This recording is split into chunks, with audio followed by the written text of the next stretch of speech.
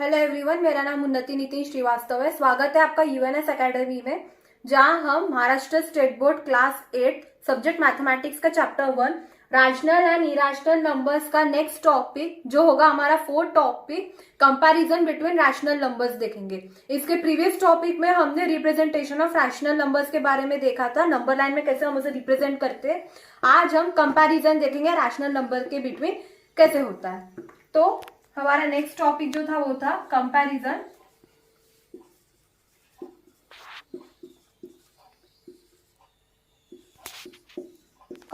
Of rational number.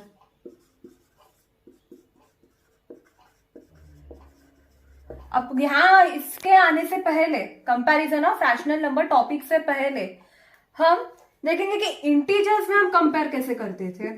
जब भी हमें कोई इंटीजर जैसे 0 या -1, -2 या 1, 2, 3 ऐसे जो नंबर्स दिए रहते थे, और जब हमें ये पूछा जाता था कि नंबर्स के बीच में कंपैरिजन करो, तो हम कैसे करते थे।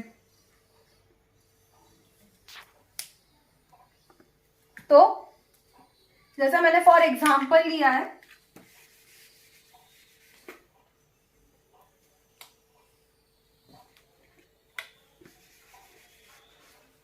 फॉर एग्जाम्पल जैसे मैंने फिलहाल अभी दो पॉजिटिव नंबर्स लिए, जैसे 4 और 5। तो जाहिर सी बात है कि आपको ये बात पहले से ही मालूम है कि 4 और 5 के बीच में ऑफकोर्स 5 बड़ा है। अब दूसरा एग्जाम्पल लेते हैं, जैसे मैंने लिया 14 और 26।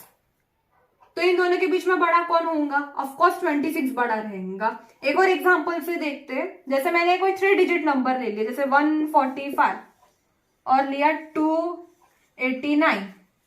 तो इसमें से बड़ा कौन हो गया? 289 बड़ा हो गया। या इसके अपोजिट साइड में जैसे 289 लेते हैं या 145 लेते हैं, तो 289 बड़ा हो जाता है। ये था पॉजिटिव। दोनों नंबर्स जो है यहाँ पर पॉजिटिव है, सभी नंबर्स यहाँ पॉजिटिव है। अब देखते हैं पॉजिटिव और निगेटिव नंबर्स के बीच में कैसे कंपेयर करेंगे। हम कुछ एग्जांपल्स देखते हैं।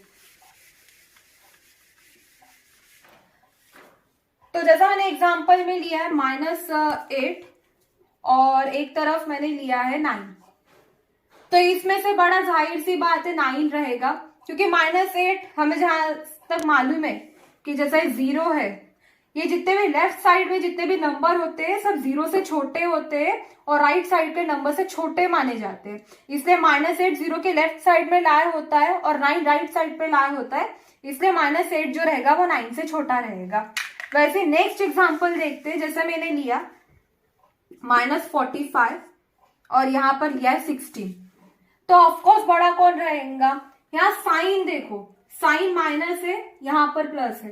तो जैसे साइन मैंने -45 बताया, फिर नंबर कितना भी बड़ा रहे, यहाँ अगर 3 डिजिट भी नंबर आ जाता है, तो यहाँ जहां पर अगर माइनस लग गया तो उसकी वैल्यू इस नंबर से छोटी हो जाएंगी, या इसकी जगह कोई दूसरा नंबर ले लो। जैसे मैंने 27 ही ले लिया लगे, तो 16 की जगह मैंने 27 अज्यूम किया है, तो बड़ा कौन हो जाएंगे? यहाँ पे 27 बड़ा हो जाएगा।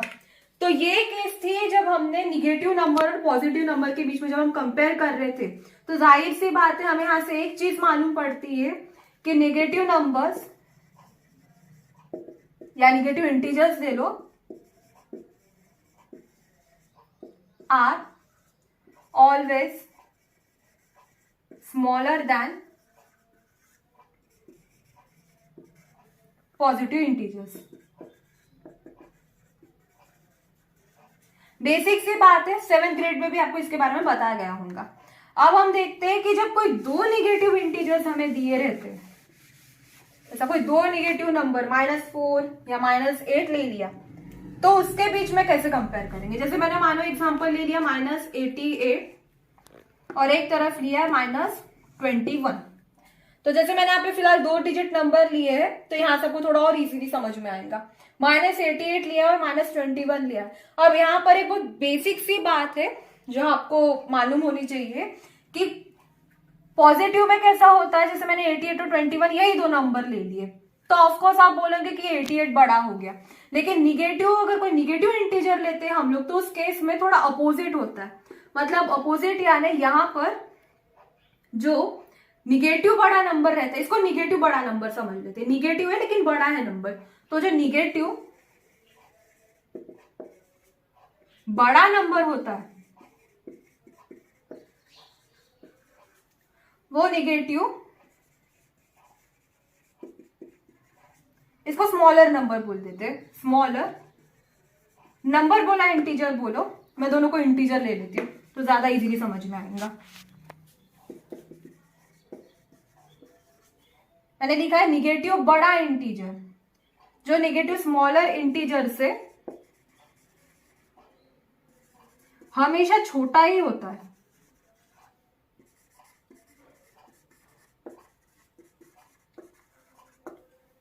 तो कोई भी बड़ा इंटीजर, बड़ा ये ले लो, नंबर ले लो, लेकिन अगर उसके सामने माइनस एक बार लग गया और हम कोई छोटा नंबर ले लेते हैं जिसके सामने भी माइनस है, तो यहाँ जाहिर सी बात है 21, आप लोग बोलेंगे 21 छोटा है, लेकिन यहाँ 21 छोटा ना होते हुए 88 छोटा रहेगा, इसका मतलब -21 बड़ा रहेगा। अब इसका रीजन ऐसा क्यों है तो नंबर लाइन से एक्सप्लेन करती हूँ ऐसा क्यों होता है।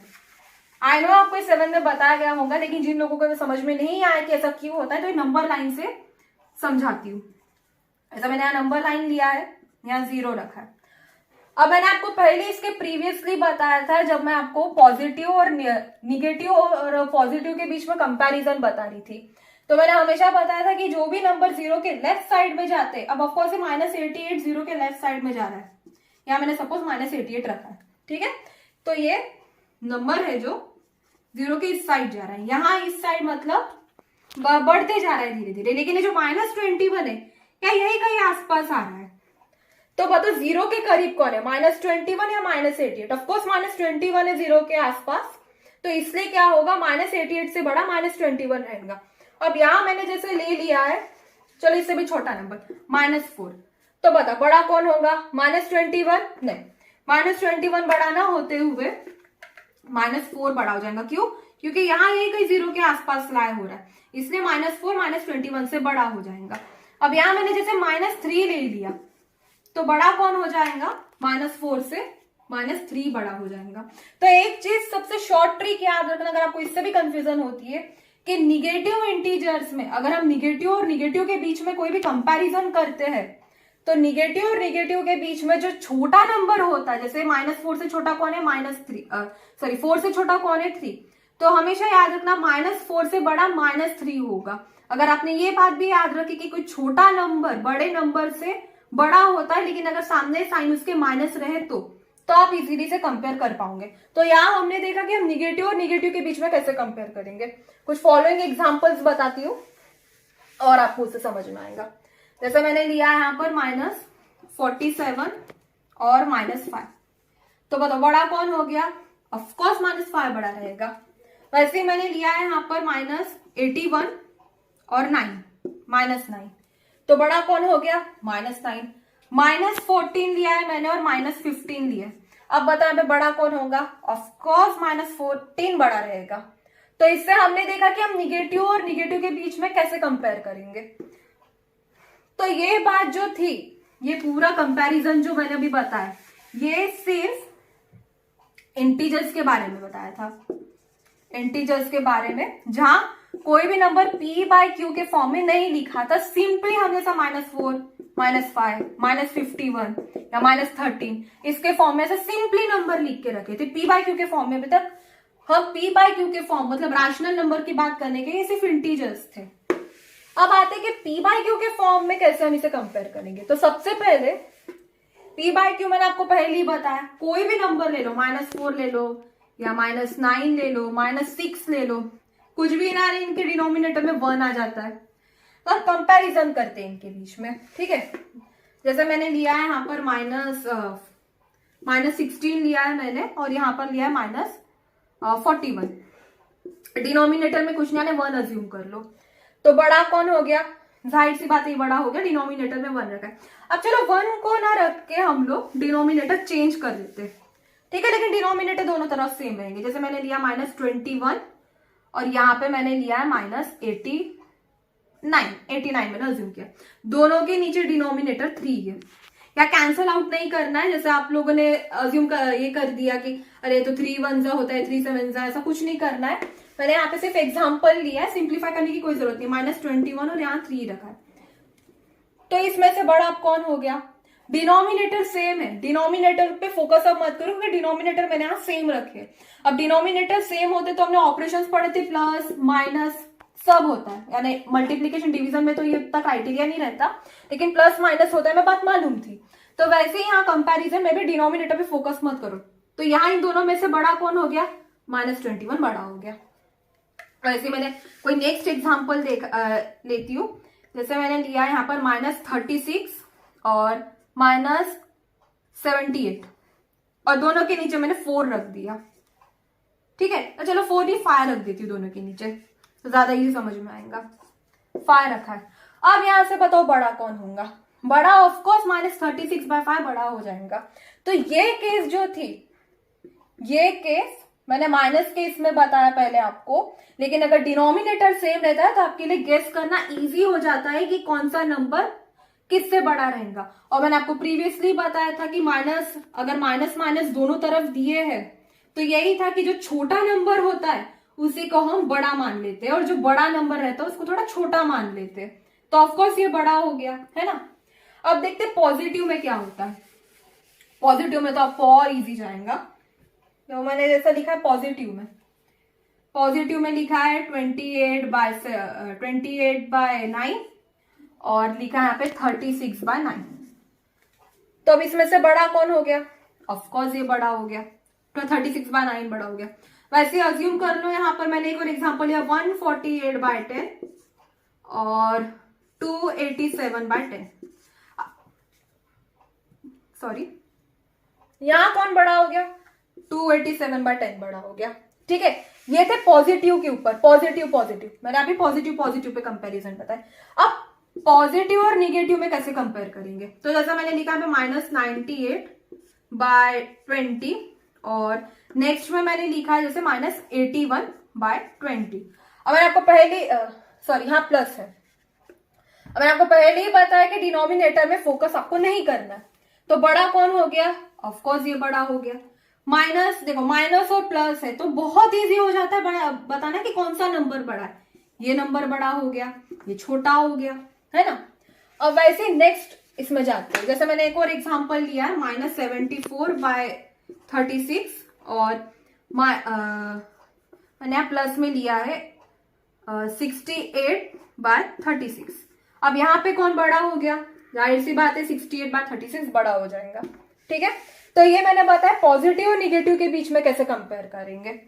अब उसके बाद आता है, मैंने आपको 3 चीजें बता दी निगेटिव के बीच में। रैशनल की बात चल रही है यहाँ पर। मैंने आपको इंटीजर्स में भी वैसे ही बताए थे, मैंने निगेटिव के बीच के कंपैरिजन बताए, पॉजिटिव के बीच के कंपैरिजन बताए और पॉजिटिव निगेटिव के बीच के कंपैरिजन बताए। वाइस वर्सा निगेटिव पॉजिटिव में भी सेम ही रहेगा। ठीक है, तो मैंने आपको ये तीनों के बता दिए, रैशनल और इंटीजर्स तीनों में बताए। तो आज फिर इसके बाद हम देखेंगे कि कंपैरिजन ऑफ रैशनल नंबर्स जब इनके डिनोमिनेटर सेम नहीं रहते, p/q के फॉर्म में हम कोई नंबर लिखते हैं, लेकिन अगर p/q के फॉर्म में q अलग अलग है दोनों भी, जैसे p/q लिया, यहाँ पे अगर q अलग अलग है तो उनके बीच में हम कंपैरिजन कैसे करेंगे अभी हम वो देखेंगे। जैसा मैंने नंबर लिया है यहाँ पर 7/3 2/5। तो जैसा हमें मालूम है 7/3 और 2/5 मैंने लिख दिया। अब बहुत से लोग क्या बोलेंगे ओवर कॉन्फिडेंस में जाके कि ये ना 7/3 जो है ना ये बड़ा हो जाएगा। 7/3 2/5 से बड़ा है। क्यों? क्योंकि 7 है ऊपर। गलत, सरासर गलत है ये, क्योंकि मैंने आपको पहले ही बताया कि ये जो 3 और 5 है दोनों अलग अलग है। ऐसा तब सही रहा रहता जब यहाँ पे भी मैं 5 लिख चुकी रहती, तब हम बोले रहते कि दोनों में से 7/5 है ना जो वो बड़ा है, क्योंकि डिनोमिनेटर 7/5 बड़ा है। लेकिन अब क्या हो गया, डिनोमिनेटर ही अलग अलग हो गए। तो डिनोमिनेटर अलग है तो हम इनके बीच में इजीली कंपेयर नहीं कर सकते कि कौन बड़ा रहेगा। तो उसके लिए एक मेथड है। वो मेथड से पहले हमें ये जो 2 नंबर्स होते हैं, ये 2 नंबर्स का हमें एलसीएम निकालना होगा। किसका? 3 और 5 का डिनोमिनेटर का एलसीएम निकाला जाता है। कोई भी नंबर दिया है, जैसे 8/9 हो गया और ये हो गया 7/4 हो गया। तो 9 और 4 का हमें एलसीएम निकालना पड़ेगा। वैसे ही सेम मैंने यहाँ नंबर दिए 3 और 5, जो डिनोमिनेटर रहता है उनका हम अभी एलसीएम निकालेंगे। तो एलसीएम आपको 7th में बताया गया होगा कैसे निकाला जाता है, आपको प्रीवियस क्लास में बताया गया है। तो मैंने यहाँ पे लिखा 3 and 5। 3 and 5, 3 किससे डिविजिबल है 1 से, तो 3 1 5, और 5 किससे 5 भी 1 से, तो 1 1 हो जाएगा। ये दोनों को जब हम मल्टीप्लाई करेंगे 3 × 5 सा आंसर क्या आएगा 50। अगर आपको एलसीएम से थोड़ी प्रॉब्लम जाती कि एलसीएम आपको जम ही नहीं रहा है लेते, तो एक चीज याद रखना कि ये 3 के टेबल में और 5 के टेबल में कौन आता है, जो दोनों के टेबल में एग्जिस्ट करता है। जैसे मैंने ये बोला है 3 और 5 के टेबल में कौन आता है जो दोनों भी सेम होते हैं, तो वो रहता है 15। 3 और 5 के टेबल में 15 कॉमन है ना। ठीक है, देखो 3 1 से 3, 3 2 से 6, 3 3 से 9, 3 4 से 12, 3 5 से 50। 3 × 5 से मल्टीप्लाई किया तो 15 आया, 5 × 3 से मल्टीप्लाई किया तो 15 आया। लेकिन अगर आपको एलसीएम लेना आता है तो सीधा एलसीएम निकाल के दोनों को मल्टीप्लाई किया तो हमें आंसर 15 मिल गया। तो ये थी स्टेप 1। ठीक है, स्टेप 1 में हमने पहले ही बताया कि दोनों का एलसीएम लिया जाता है। हमने एलसीएम ले लिया, एलसीएम में 15 आया। और 15 आने के बाद में दोनों का डिनोमिनेटर सेम करने के लिए क्या करेंगे, जैसा मैंने लिखा 7/3। अब 15 कैसे आएगा, जाहिर सी बात है तुम्हें 3 को 5 से मल्टीप्लाई करना पड़ेगा दोनों तरफ, न्यूमरेटर भी और डिनोमिनेटर भी। तो 7 5 से 35/50। सेम करो 2/5 के लिए भी, 2/5। अब 5 की इसमें 15 कब आएगा, ऑफकोर्स 3 से मल्टीप्लाई करेंगे तो 15 आएगा, तो ये हो जाएगा 6/50। नेक्स्ट स्टेप में क्या करेंगे, ये दोनों जो नंबर्स है, कौन से, ये नंबर, ये एक नंबर मैंने लिया था और ये एक नंबर मैंने लिया था, 3/15 और 6/15, दोनों को हमें कंपेयर करना होगा, है ना। तो स्पेस नहीं है तो मैं यहाँ पर ही कर रही हूँ कंपेयर। जैसा मैंने लिखा था पहले 2/5 × 3/3 में 6/15। नेक्स्ट में क्या होगा, जैसा मैंने पहले ही लिखा 35/15 और 6/15, पहले ही बताया कि ये दोनों के बीच में पहले कंपेयर करेंगे। तो मैंने यहाँ दो नंबर लिखे 35/15 और 6/15। यहाँ मैं लिख रही हूँ 35/15 और 6/15। अब आपके मन में क्वेश्चन आया होगा फिर से कि मल्टीप्लाई इसको 5 से ही क्यों किया और यहाँ पर मल्टीप्लाई 3 से ही क्यों किया। तो पहले मैंने इसका एलसीएम निकाला था जिसका आंसर 15 आया था। अब ये नंबर को तुम 3 से डिवाइड करके देखो, मैंने यहाँ 15 लिखा है, 3 से डिवाइड किया, ठीक है, क्योंकि यहाँ 3 दिया था, मैंने यहाँ 3 से डिवाइड किया। 3 5 से कितना होगा 15 0, इसलिए मैंने इसे 3 को 5 से मल्टीप्लाई किया है। सेम अगर हमने यहाँ इसकी जगह 5 लिख दिया होता तो यहाँ पर 3 आया होता, 3 5 15, इसलिए मैंने 5 को यहाँ पर 3 से मल्टीप्लाई किया, क्योंकि यहाँ क्वेश्चन में 3 आ गए, इससे 3 से मल्टीप्लाई करेंगे और तब जाके हमें इसका फाइनल आंसर मिला 35/15 और 6/15। अब नेक्स्ट स्टेप में मैंने आपको बताया, दोनों को लिखा हम लोगों ने, तो क्या करेंगे दोनों तरफ यानी कि ऊपर और नीचे 5 5 से और यहाँ पर 3 3 से मल्टीप्लाई करेंगे। नंबर कोई भी रहे, एलसीएम कोई भी आए, दोनों न्यूमरेटर और डिनोमिनेटर को सेम नंबर से मल्टीप्लाई और डिवाइड करना पड़ता है। यहाँ तक क्लियर हुआ। अब 35/15 और 6/15 के बीच में बड़ा कौन हो गया 35/15। ये थी हमारी सेकंड स्टेप। फर्स्ट स्टेप में हमारा काम था एलसीएम निकालना, फिर न्यूमरेटर डिनोमिनेटर से उस नंबर मेन नंबर को मल्टीप्लाई करना, जिसका आंसर हमें ये मेन 15 मिलेगा, जिसकी वजह से डिनोमिनेटर हमारा सेम हुआ। उसके बाद में जो हमारा आंसर आया था 35/15 और 6/15, दोनों को हमने कंपेयर किया। अब कितना इजी हो गया यहाँ से बताना कि बड़ा कौन है। बड़ा हमें ये मिल गया 35/15 था और 6/15 था। यहाँ हमने कंपेयर करके बता 35/15 6/15 से बड़ा। लेकिन यहाँ पर ये स्टेप खत्म नहीं होती है। अब 35/15 बता दिया, लेकिन ये 35/15 एक्चुअली कौन है, ये है कौन, लेकिन ये किससे बना था ये, तो ये जो नंबर था 35/15 ये बना था 7/3 से। तो यहाँ लिख दो 7/3, तो यहाँ लिख दिया 7/3। अब 6/15 किससे बना था 2/5 से बना था, देखो यहाँ 2/5। अब एक्चुअल में बड़ा कौन हुआ 7/3, 2/5 से बड़ा हो गया। तो इस तरह से हम कोई अगर डिनोमिनेटर्स डिफरेंट होता है तो हम इसे कंपेयर कर सकते हैं। तो कंपैरिजन मैंने आपको बताया, तो इसकी कुछ स्टेप्स मैं आपको फिर से रिपीट करके बता रही हूँ। जैसा मैंने लिखा 7/3 और 2/5। तो सबसे पहली स्टेप क्या होती है, जो डिनोमिनेटर्स होते हैं ना, इनका एलसीएम निकालना पड़ता है। एलसीएम निकाला तो 3 और 5 का हमें क्या मिला, यहाँ पर एलसीएम हमें 15 मिला। ठीक है, 15 मिला हमें एलसीएम। अब सेकंड स्टेप में क्या करते हैं, फर्स्ट स्टेप तो एलसीएम निकाला, हमें 15 मिला, लेकिन ये 15 कैसे आएगा, तो ये जो 15 रहेगा, 15 को हमें ये डिनोमिनेटर से डिवाइड करना होगा। जब हम 15 को डिनोमिनेटर, जैसे 3 दिया हमें, 15 को 3 से डिवाइड किया तो हमें आंसर क्या मिला, 5। तो ये 5 को हमें दोनों तरफ न्यूमरेटर और डिनोमिनेटर से मल्टीप्लाई करना होगा। मेन एम हमें एक ही रखना है कि जो डिनोमिनेटर है ये सेम आना चाहिए दोनों तरफ। इसके लिए भी डिनोमिनेटर 15 आना चाहिए और इसके लिए भी डिनोमिनेटर 15 आना चाहिए, जिसके लिए हम क्या करेंगे, एलसीएम को डिनोमिनेटर जो 3 दिया है उससे पहले डिवाइड करेंगे, तो आंसर हमें 5 मिला। इसलिए दोनों न्यूमरेटर और डिनोमिनेटर को 5 से मल्टीप्लाई करेंगे तो आंसर में 35/15 मिलेगा। सेम जो प्रोसीजर रहेंगे हम वो 2/5 के लिए रिपीट करेंगे। अब 2/5 के लिए जब हम 5 को 15 से डिवाइड करेंगे, मतलब 15 को अगर हम 5 से डिवाइड करेंगे ना, एलसीएम को 5 से डिवाइड किया, हमें आंसर 3 मिला। 3 मिला तो हमने दोनों तरफ न्यूमरेटर और डिनोमिनेटर की तरफ उसे डिवाइड कर मल्टीप्लाई और डिवाइड किया, यानी 2 3 6 हो गया और 5 3 15 हो गया। हमारे डिनोमिनेटर मेन एम हमारा कंप्लीट हो गया कि हमें दोनों तरफ 15 मिल गया।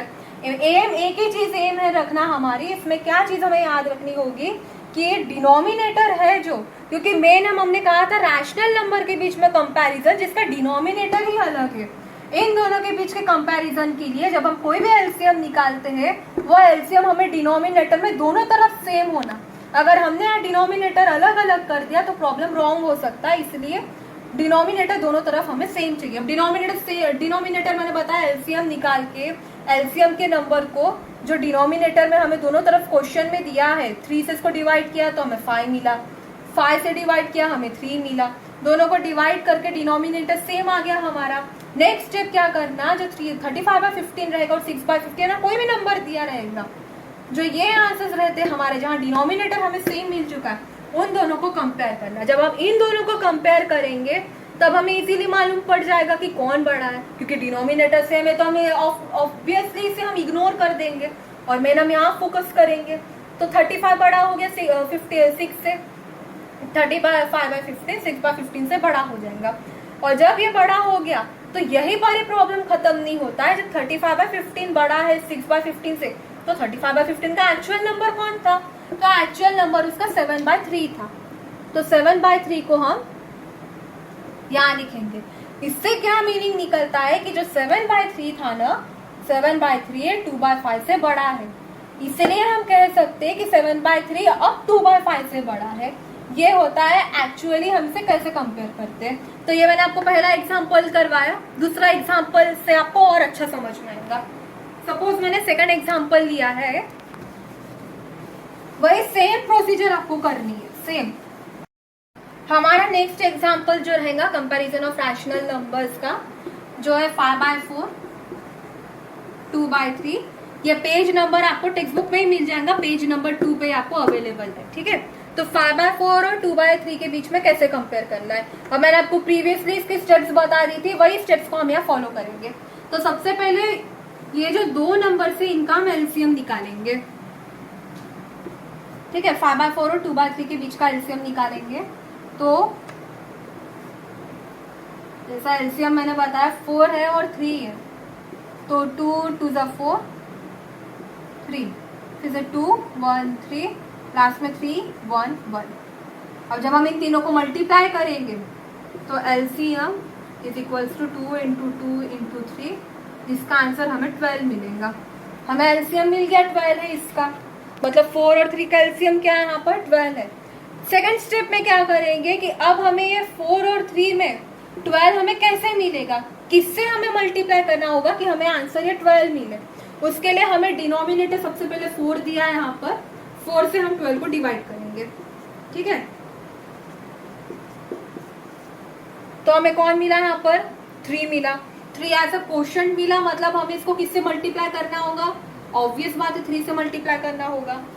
उसके बाद में सेम हमें इसके लिए भी अप्लाई करना होगा। अब यहाँ हमें कौन दिया, 3 दिया, तो 3 को हम किससे मल्टीप्लाई करेंगे कि हमें आंसर में 12 मिलेगा? जाहिर सी बात है 4 से जब हम मल्टीप्लाई करेंगे तब हमें आंसर का 12 मिलेगा, है ना। तो हमें इसके लिए कौन मिला था? इसके लिए हमें 3 मिला था। जब हम 4 को 3 से मल्टीप्लाई करेंगे तब 12 मिलेगा, यहाँ 3 को 4 से मल्टीप्लाई करेंगे तब हमें 12 मिलेगा।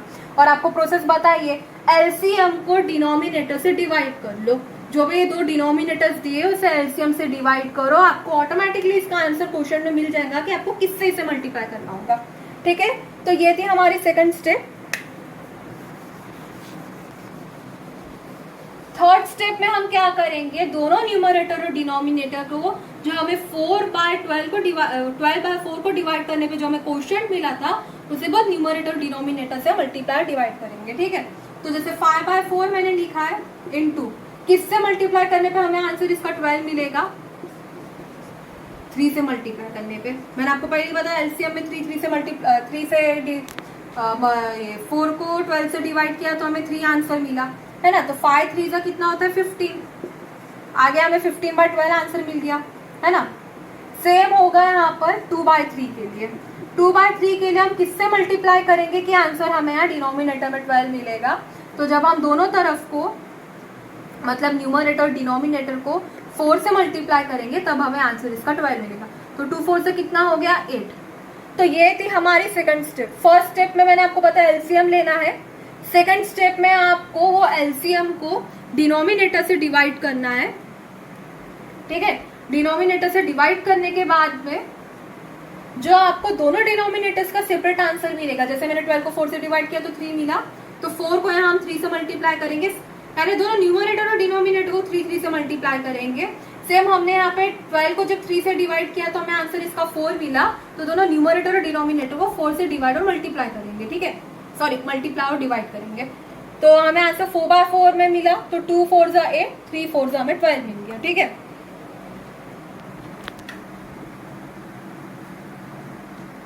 उसके बाद में नेक्स्ट स्टेप क्या था, मैंने बताया आपको कंपेयर करना पड़ेगा।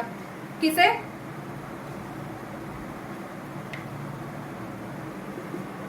ठीक है, उसके बाद में 8/12 और 15/12 दोनों को हमें कंपेयर करना है। ठीक है, तो 15/12 और 8/12 को भी हम कंपेयर करेंगे। तो ऑब्वियस बात है बड़ा कौन रहेगा? 15/12 हमें 15/12 है जो बड़ा रहेगा 8/12 से। और मैंने आपको पहली प्रॉब्लम बताया था कि खत्म नहीं हुआ है प्रॉब्लम, यहाँ तक ही नहीं एंड हुआ। 15/12 का एक्चुअल नंबर कौन था? 5/4। तो 5/4 जो होगा, यहाँ से ही देख लो, 15/12 एक्चुअली में किसकी वैल्यू थी? ये इसकी वैल्यू थी, है ना। तो 5/4 जो होगा वो 2/3 से बड़ा रहेगा। क्लियर है यहाँ तक? वही सेम प्रोसेस आपको अप्लाई करनी है, सेम प्रोसीजर रिपीट करनी है, लेकिन प्रॉब्लम को यहाँ करके छोड़ना नहीं है। इसका रियल नंबर ढूंढना है, इसका रियल कौन था, मतलब ये किसकी वैल्यू थी। तो ये 5/4 की वैल्यू थी, जब 3 से मल्टीप्लाई किया तब हमें 15/12 मिला, और तब जाके हमें समझ में आएगा कि 5/4 जो है वो 2/3 से बड़ा है। ठीक है, तो ये हमारे टेक्स्ट बुक का एग्जाम्पल 1 पेज नंबर 2 से ही आपको ये मिल जाएगा। नेक्स्ट वीडियो में हम एग्जाम्पल 2 डिस्कस करेंगे, जो बिल्कुल सेम इसी की तरह है, सेम प्रोसेस आपको फॉलो करनी है और मैं आपको इसमें पूरी हेल्प करूंगी। सो आई होप आपको एक comparison of rational numbers video आपको पूरा समझ में आया होगा। और अगर आपको कोई डाउट है इसमें तो आप कमेंट सेक्शन में पूछ सकते हैं, इसलिए मैं आपको साइड में एक प्रॉब्लम दे रही हूँ, उसे आपको सॉल्व करना है। एज अ होमवर्क मैं आपको दे रही हूँ ये प्रॉब्लम। यहाँ मैंने लिखा है 7/2, 6/5। तो आपको ये दोनों नंबर्स के बीच में कंपैरिजन करना है कि इन दोनों में से कौन सा नंबर बड़ा रहेगा। ठीक है, जो प्रोसेस मैंने आपको बताई है वही प्रोसेस यहाँ पे भी आपको फॉलो करेंगे। सो आई होप आपको ये वीडियो समझ में आया होगा। If you like this video, share it with your friends and subscribe my channel, press the bell icon for new updates. Thanks for watching.